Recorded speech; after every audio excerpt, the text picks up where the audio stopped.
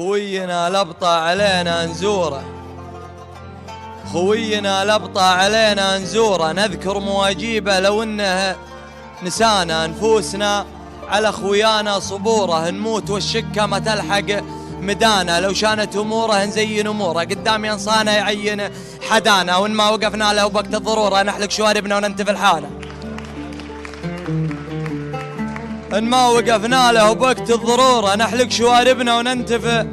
الحانه، خوينا ما ينحقر في حضوره، من مس الاطاري تمسه عصانا، نزعل لشفنا شي يجرح شعوره، حنا ما نرضى الهينه لخويانا، واذا زعلنا ما نهاب الخطوره حتى نبين وش قيمه رضانا،